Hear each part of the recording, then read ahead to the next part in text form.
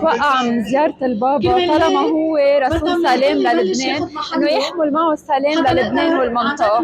J'espère que la visite du pape au Liban va amener beaucoup de paix et d'espérance aux Libanais. نحن لنا هيدي زيارة محبة، زيارة سلام وزيارة رجا لبلدنا لكل شبيبة لبنان. لأنه البابا هو الرسول السلام، إن شاء الله يجيب السلام والتوعية لجميع اللبنانيين والعالم. إن شاء الله هيدا الوقت الحاضر يكون لبعدين فرج وسلام على لبنان.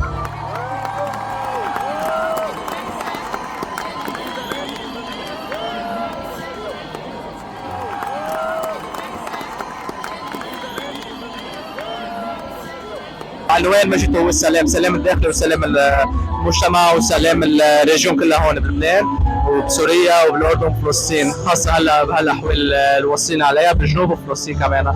نحن بنطلب للبابا بنادسته انه يصلي لنا كرمال نحقق هذا السلام نحن عم نطمح له. Nous sommes au Liban ici pour voir le pape venir au Liban, célébrer un peu le catholicisme ici. Il est là pour nous donner de l'espoir, de l'espérance à tous les Libanais, aux Maronites, aux gens qui sont sur place dans la région aussi, parce que c'est une période très compliquée pour toutes les religions et on vient célébrer la paix.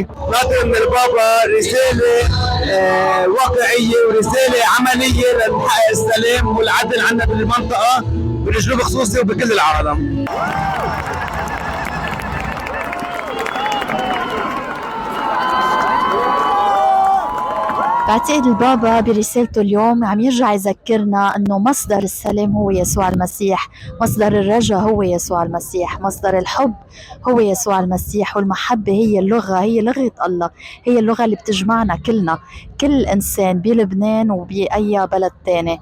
عم بيرجع يذكرنا برسالة الانجيل.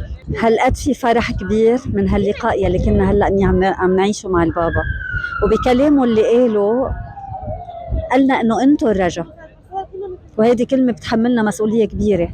فهالزيارة هي جاية تخبرنا أحلى بشرى إنه نحن عن جد الرجاء، ونحن رسل الرجاء، ونضل ممسكين بإيماننا ومتجذرين بأرضنا، ونضل عم نشع بنور المسيح. وهيدا أعظم رسالة ممكن هالزيارة تكون حملت لنا إياها.